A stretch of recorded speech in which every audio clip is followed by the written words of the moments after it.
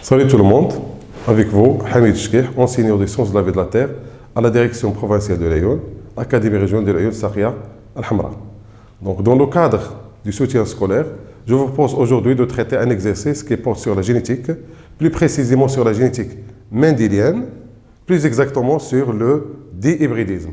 Donc, je vais vous proposer cet exercice. Donc, on a les données. Donc, dans le cadre de l'étude de la transmission de quelques caractères héréditaires chez le petit pois, on propose les données suivantes. Donc, en 1856, Mendel entama ses expériences d'hybridation sur la plante du petit pois afin d'étudier la transmission de quelques caractères héréditaires.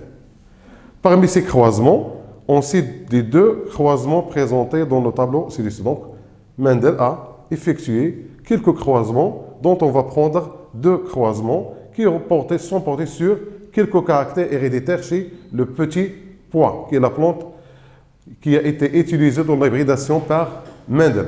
Donc ainsi, on a les croisements et la génération obtenue. Donc pour le premier croisement, c'est le croisement 1 et on a un croisement numéro 2. Le croisement 1, c'est entre une plante P1 à fleurs violettes et axillaires, c'est-à-dire ils ont une couleur violette et une position axillaire sur l'axe de la plante ou la tige. Et une plante P2 à fleurs blanches et apicales. Donc, ils ont une coloration blanche et une position apicale à l'apex ou bien à l'extrémité de la plante. Ce croisement a donné une génération F1, c'est-à-dire la première génération, qui est composée, toutes les plantes sont à fleurs violettes et axillaires. Donc, cette génération est composée exclusivement de plantes à couleur violette et position axillaire. Donc, pour le deuxième croisement entre les plantes de F1, donc elle a effectué une autofécondation, c'est-à-dire la fécondation entre les plantes qui ont les mêmes phénotypes, à savoir la génération F1. Donc, croiser F1 avec F1, qui a donné, la génération obtenue, c'est une génération nommée F2, qui est composée des phénotypes suivants. On a 91 plantes à fleurs violettes et axillaires, 32 plantes à fleurs violettes et apicales, 29 plantes à fleurs blanches et axillaires et 8 plantes à fleurs blanches et apicales. Donc, comme je dis, c'est un exercice classique qui porte sur le dihybridisme. Donc, les questions sont classiques, sont posées d'une autre manière. On peut déterminer le mode de transmission de ces deux caractères. Si on veut détailler un peu plus, on va prendre la première question. Que pouvez-vous déduire des résultats du premier croisement? On va prendre le premier croisement. Et la même question pour le deuxième. Que pouvez-vous déduire des résultats du deuxième croisement? Et la troisième question, donnez l'interprétation chromosomique de ces deux croisements, c'est-à-dire du premier et du deuxième croisement. Et on va utiliser les symboles qui sont proposés par l'exercice, à savoir grand B et petit b pour la couleur des fleurs et grand P et petit p pour la position des fleurs. Donc, on va entamer la première question. Qu'est-ce qu'on peut déduire à partir du premier croisement? Donc, on a dit que le premier croisement entre des fleurs violettes et axillaires et des fleurs blanches et apicales. On a obtenu cette génération F1. Donc, comme vous pouvez constater, on a la transmission de deux caractères. Le premier caractère, il est porté sur la couleur et le deuxième, il est porté sur la position des fleurs. Donc, évidemment, on est dans le cas de d'hybridisme. Donc, la première déduction, c'est qu'on est dans le cas d'un dihybridisme puisqu'on a la transmission de deux caractères héréditaires. La deuxième déduction, on a, comme vous pouvez constater toujours sur les résultats, on a la génération F1. Toutes les plantes sont à fleurs violettes et axillaires. Toutes, c'est-à-dire, si on la transforme en pourcentage, c'est 100%. C'est-à-dire, toute la génération F1, elle est composée exclusivement, entièrement, totalement de plantes à même phénotype. Donc, on va dire que la génération F1, elle est homogène. Et puisqu'elle est homogène, ça prouve que les parents qui ont été pris dans ce croisement sont de race pure. Donc, je reprends. La génération F1 est homogène. Donc, les parents sont de race pure ce qui prouve que la première loi de Mendel, elle est vérifiée. Pour les allèles, comme vous pouvez constater toujours sur ce tableau, on va prendre caractère par caractère. Le premier caractère qui concerne la couleur des fleurs, on a des fleurs violettes avec des fleurs blanches. Qu'est-ce qu'on a obtenu dans la génération F1? Toutes les plantes ont des fleurs violettes. Donc le caractère qui est apparu dans la génération F1, il est relatif à l'allèle dominant. Donc on peut simplement dire que l'allèle responsable des fleurs violettes est dominant et par conséquent, l'allèle responsable des fleurs blanches est récessif puisqu'il n'est pas apparu dans la génération F1 malgré qu'elle soit apparue chez les parents. Pour le deuxième caractère, de la même manière, on a des fleurs axillaires avec des fleurs apicales. Apicales. Le caractère qui est apparu dans la génération F1, c'est la position axillaire. Ce qui prouve tout simplement que la position, ou bien l'allèle responsable de la position axillaire est dominant, alors que celui responsable de la position apicale est récessif. Donc, on va essayer de noter ces déductions qui concernent le premier croisement de la manière suivante. Première question. Les déductions qu'on peut tirer à partir du premier croisement. On a, concernant l'hybridisme, donc on va dire que on a la transmission, ou bien on suit la transmission de deux caractères, à savoir le caractère de la position et de la couleur des fleurs. Donc, il s'agit d'un dihybridisme, c'est-à-dire le suivi de la transmission de deux caractères héréditaires, dihybridisme. La deuxième déduction qui concerne la première loi de Mendel, on a dit que là, on va prendre cette en majuscule, puisque le début de la phrase, donc on a la génération F1 qui constitue la descendance et homogène. Homogène, pourquoi? Parce que tous les individus ont le même phénotype. Donc la génération F1 est homogène. Donc, la première loi de Mendel est vérifiée. Et cette loi qui stipule que si la descendance est homogène, automatiquement les parents sont de race pure. Ce qui nous mène à déduire aussi que les parents sont de race pure. Donc on a la génération F1 est homogène. Donc la première loi de Mendel est vérifiée. Et, ou bien d'où, les parents sont de race pure, à savoir les deux parents P1 et P2. Et on passe à la dominance et la récessivité des allèles, puisqu'on a F1, donc on va dire la génération, donc la génération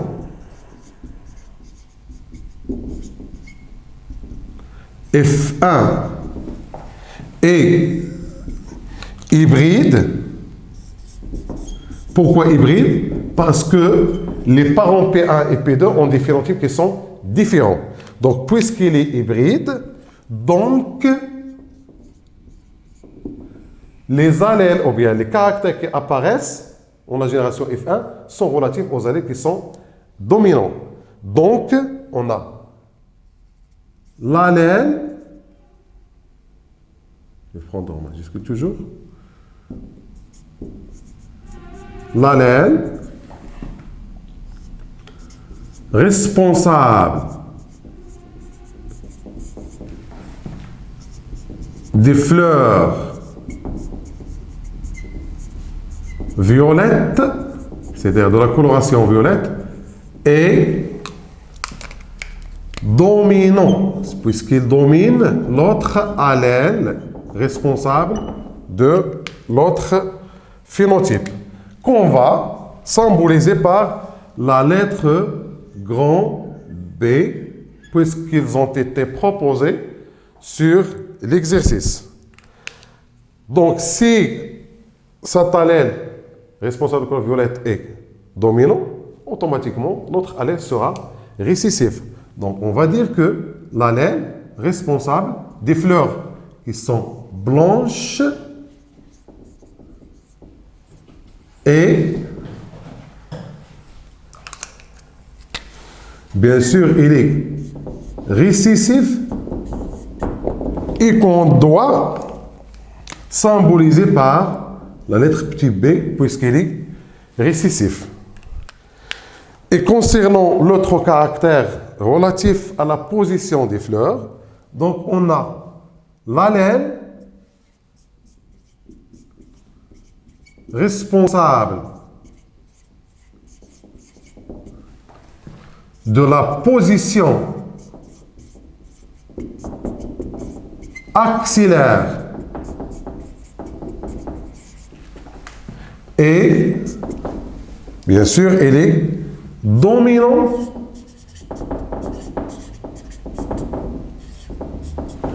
et bien sûr qu'on va symboliser par les lettres qui sont proposées, à savoir P, grand P, ou bien P en majuscule. Et pour l'autre allèle, donc le deuxième, donc on a l'allèle responsable de la position apicale, bien sûr, obligatoirement, il sera récessif.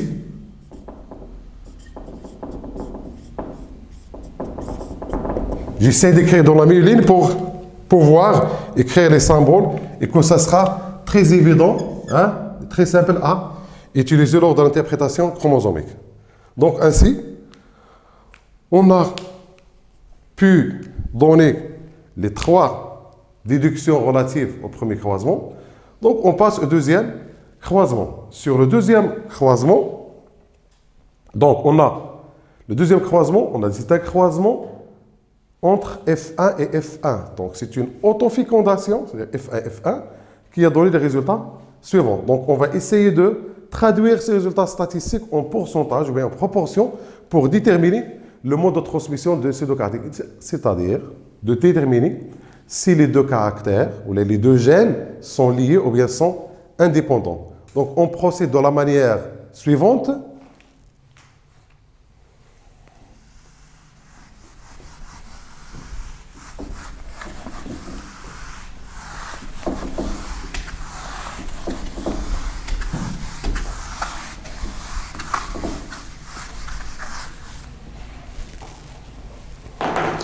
Donc la deuxième question qui porte sur le deuxième croisement, donc les déductions du deuxième croisement, c'est un croisement, on a dit entre F1 et F1, donc c'est un croisement entre les hybrides.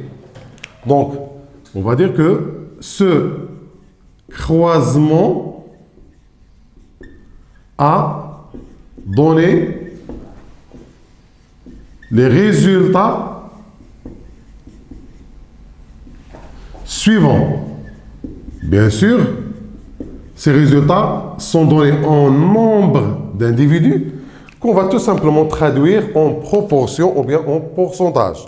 On a le premier phénotype, à savoir les fleurs violettes et la position axillaire, c'est-à-dire on a fleur violette, position axillaire. Le nombre d'individus, comme vous pouvez constater sur le tableau, on a eu 91 qu'on va diviser par le total, à savoir, on a le nombre total des individus, c'est 160.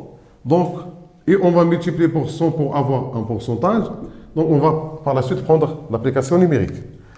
Le deuxième phénotype, c'est les fleurs violettes, en B, et position apicale.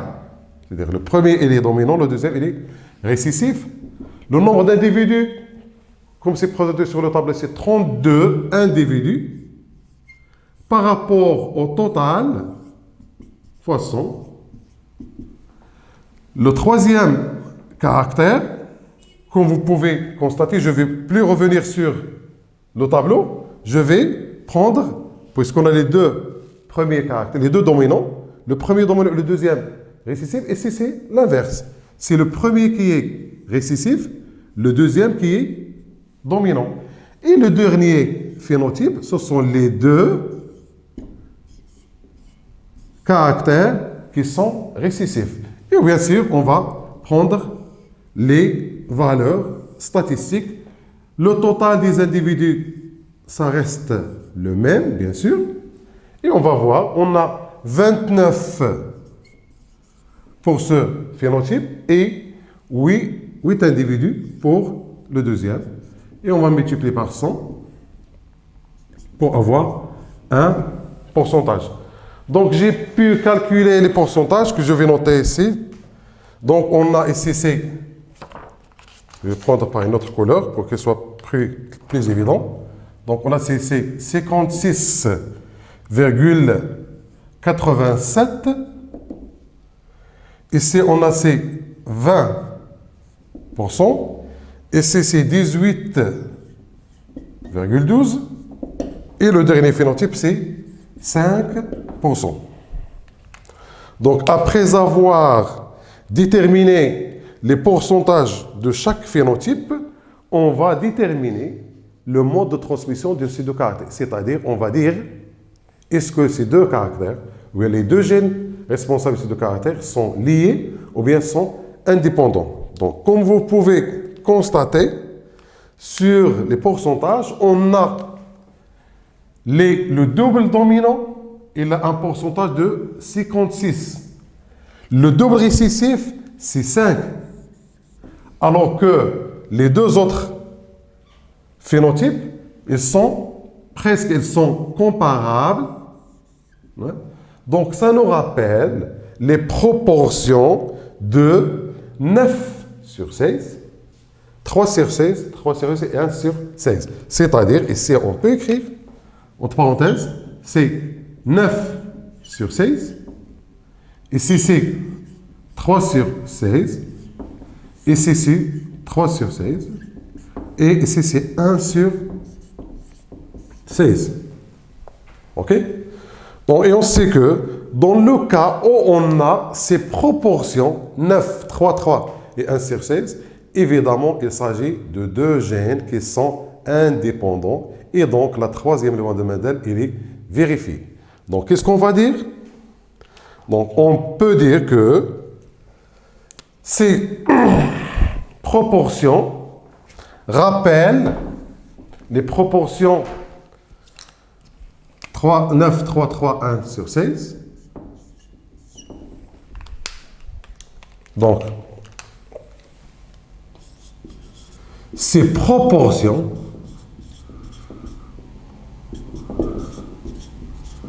on va dire qu'elles sont, on va pas dire qu'elles sont identiques, mais on va dire que ces proportions sont conformes ou bien rappellent les proportions, ces proportions 3, 3, 9, 3, 3, 1 sur 16. Donc ces proportions sont conformes aux proportions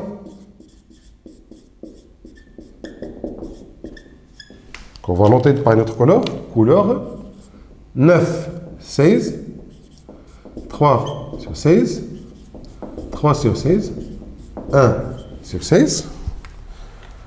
Donc, tout simplement, on va dire que, donc, la troisième loi du célèbre Mendel, la troisième loi de Mendel, notre cher Mendel, est vérifiée et les deux gènes, je vais essayer de gérer ce petit espace, sont indépendants.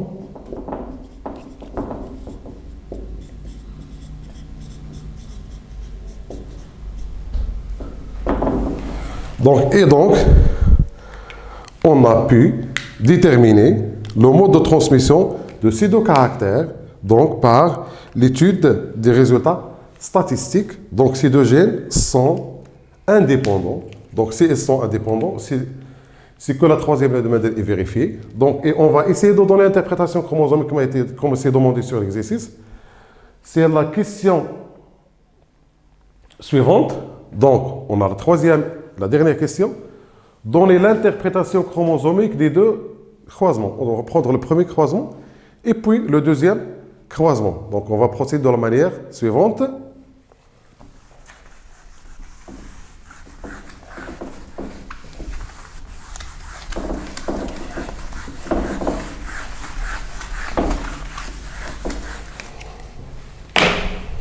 Donc, c'est la question 3. Donc, on va prendre l'interprétation chromosomique, c'est une abréviation, du premier, ou bien du croisement 1, puisque c'est nommé croisement 1 et pas le croisement, c'est juste question de notation, du croisement 1. Donc, comme on va toujours, on procède de la manière suivante. Donc, on a les phénotypes des parents, bien sûr. Et donc, le premier parent, donc on va revenir sur la nomination juste des deux lignées, P1 et P2. Donc, on a P1 avec des fleurs violettes et position accélérée. La plante, la lignée ou bien la race P1, c'est la race P1 avec les deux caractères relatifs aux allèles dominants, puisqu'on a la couleur violette et la position accélère. Et la plante, ou bien la lignée P2 avec les caractères qui sont récessifs, comme c'est noté, à savoir, on a les fleurs blanches et position apicale. Après, on a les génotypes, bien sûr, toujours des parents. Donc, on a dit que les deux gènes sont indépendants, donc ils sont portés par deux paires chromosomiques différentes. Donc, la première paire chromosomique pour le premier caractère, la deuxième paire pour le deuxième caractère. De même pour le deuxième parent, la première paire chromosomique pour le premier et la deuxième paire pour le deuxième caractère. Et donc, bien sûr, on va noter le locus sur chaque chromosome et on va prendre les symboles des allèles. Puisqu'on a dit que les parents sont de race pure, donc on aura ici, on va prendre en noir, c'est grand B, parce qu'il est de race pure. De même pour le deuxième caractère. Ici, c'est la même chose. Oui. Et les parents sont de race pure. Donc après, on a les gamètes. Bien sûr, les gamètes parentaux. Les gamètes produits par les parentaux. On sait que si un parent est de race pure, il va obligatoirement produire un seul type de gamètes. Donc, on a dit que les gamètes, donc ce parent va produire un seul type de gamètes, le deuxième de même un seul type de gamètes puisqu'ils sont de race pure, puisqu'on a un seul type de gamète, on va avoir un pourcentage de 100% pour chaque gamète. Après, on a la fécondation, puisqu'on a un seul type de gamète pour les deux parents, donc la probabilité de la fécondation, on a une seule probabilité, donc on aura le génotype de la descendance F1, on aura le gamète du premier parent et le gamète du deuxième parent. Et donc le phénotype, ça sera celui relatif aux allèles qui sont dominants. La génération, c'est la génération F1. Et puisqu'on a un seul phénotype, ça sera 100% comme pourcentage aux proportions. Donc, comme vous pouvez constater, on a 100% qui sont comparables, qui sont conformes aux résultats expérimentaux. Donc, on va dire que les résultats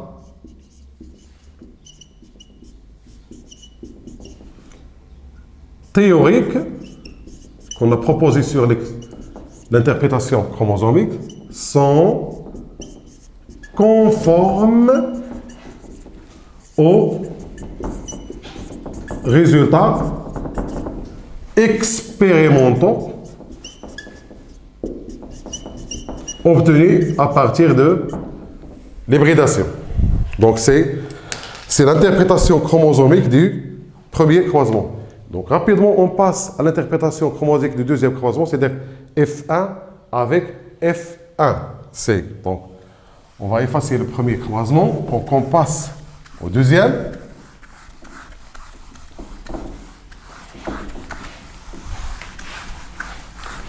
Donc, on va prendre ici C. Le deuxième point, c'est l'interprétation chromosomique du croisement 2. Donc, on a toujours les phénotypes parentaux. On a CF1 qui a le phénotype suivant, c'est-à-dire double dominant. De même, le deuxième parent, c'est comparable au premier. On a les génotypes, comme on les a déterminés à partir du premier croisement, elles sont hybrides. Donc, on a un grand B, petit b, grand P, petit p. De même, pour le deuxième parent, donc puisqu'on a ces deux parents sont hybrides, donc ils vont produire 4 types de gamètes. Donc le premier type de gamète, c'est grand B, grand P. Le deuxième, c'est grand B, petit p. Le troisième, c'est petit b, grand P. Et le dernier, c'est petit b, petit p.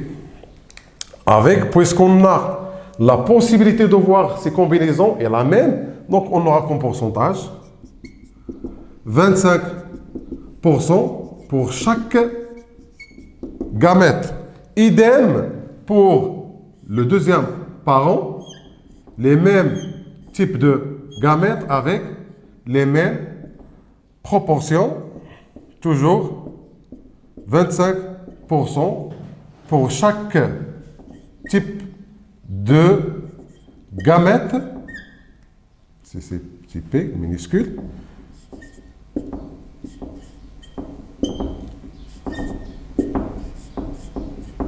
Donc on a les 4 types de gamètes avec les mêmes proportions. Donc le phénomène qui a permis d'obtenir ces 4 types de gamètes, donc évidemment c'est le brassage interchromosomique puisque les deux gènes sont indépendants. Donc après on passe à la fécondation puisque chaque paire a produit 4 types de gamètes. Donc le nombre de combinaisons possibles, on aura 16. Donc, on va établir l'échiquier de croisement. qu'on va prendre. Donc, je vais noter sur le tableau. Donc, ici, on a dit que c'est un croisement entre les hybrides. Les combinaisons possibles entre les gamètes, c'est 16 combinaisons possibles. Donc, on va prendre le tableau. Ici, l'échiquier de croisement. On va essayer de procéder rapidement. Donc, on a ici le gamète de F1 et l'autre parent, c'est F1. Il a produit 4 types de gamètes. Donc, on aura 4 cases, chacune pour un gamète. De même pour le deuxième parent. Et on va noter les gamètes produits par chaque parent. Donc les gamètes, on a le premier, c'est grand B, grand P. Le deuxième, c'est grand B, petit p. Le troisième,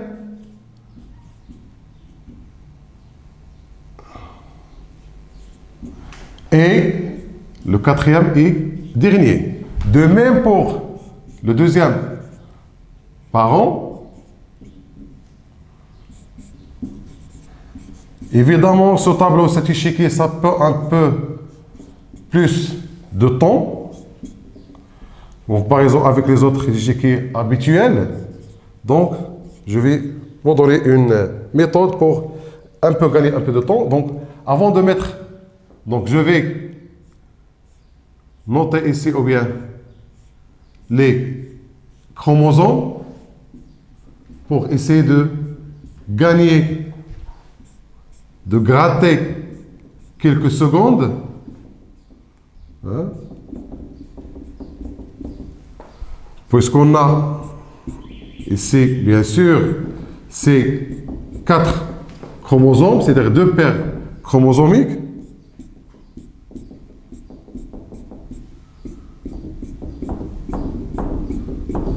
Donc, et je vais noter ce génotype ou bien ce gamète, les génotypes de gamètes, les allèles.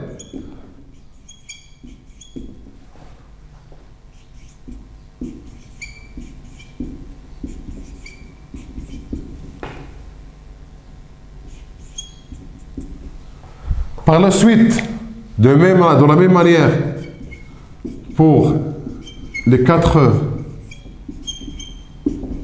gamètes,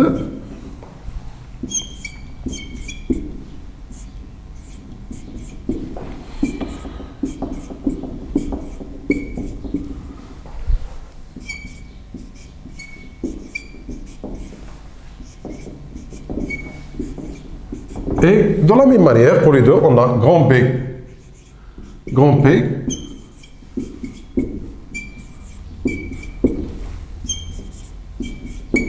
ici c'est grand B, petit P,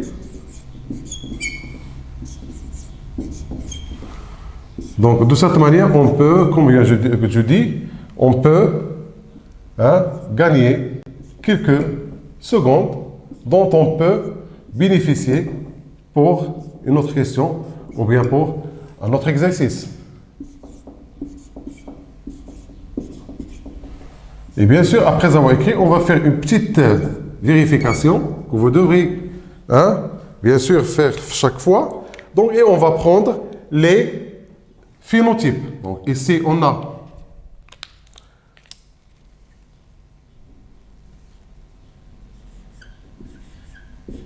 grand B, grand P. Comme vous pouvez constater, c'est les deux allées qui sont dominants, c'est grand B, grand P.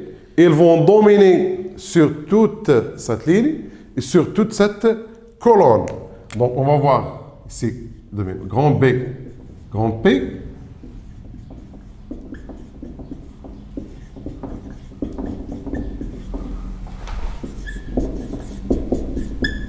Sur cette même colonne, donc puisqu'ils sont les deux dominants. Ici, on a le double récessif, donc il sera double récessif. Et on a, pour les autres, c'est grand B, petit p. Donc, je vais prendre notre couleur. C'est grand B, petit p, puisqu'il est homozygote. Et c'est grand B, puisqu'il est dominant, et grand P, puisqu'il est dominant. Et c'est grand B, petit p, puisque grand B est dominant. Et c'est grand B qui est dominant, ou grand P qui est dominant. Et c'est petit b, puisqu'il est de race pure, et grand P, puisqu'il est de race pure, pour le deuxième caractère. Et c'est petit b, grand P, puisque P, c'est grand P, c'est dominant. Et c'est grand B, petit p, et ici c'est petit b, grand P, qui est dominant. Donc on va essayer de prendre les proportions phénotypiques. Donc on a grand B, grand P. On a 1, 2, 3, 4, 5, 6, 7. On a ici 8 et 9. Donc on a 9 sur 16. Pour grand B, petit p, on a, c'est 1, et on a 2, et on a 3. Donc on a 3 sur 16. Pour petit b, grand P, on doit trouver 3 sur 16. Donc on a ici, premier 1, puis 2, puis 3. C'est 3 sur 16. Et le dernier, phénotype double récessif, qui est c'est à l'extrémité. Donc c'est 1 sur 16. Donc, et comme vous pouvez constater, ces résultats théoriques sont conformes aux résultats expérimentaux qu'on a pu calculer. Et on va ajouter ici, bien sûr, les fréquences pour chaque gamète. On peut même ajouter la proportion pour chaque phénotype. Ça sera 1 sur 16 pour chaque phénotype. Et donc, on va dire que les résultats théoriques sont conformes aux résultats expérimentaux. Ça prouve que l'interprétation chromosomique qu'on a proposée est juste. Donc ainsi prend fin notre traitement pour cet exercice qui est porté sur la génétique mendélienne. Donc j'espère que vous aurez l'occasion de bénéficier de cette application. Et donc, dans l'attente d'une autre occasion, je vous souhaite bonne chance et portez-vous bien.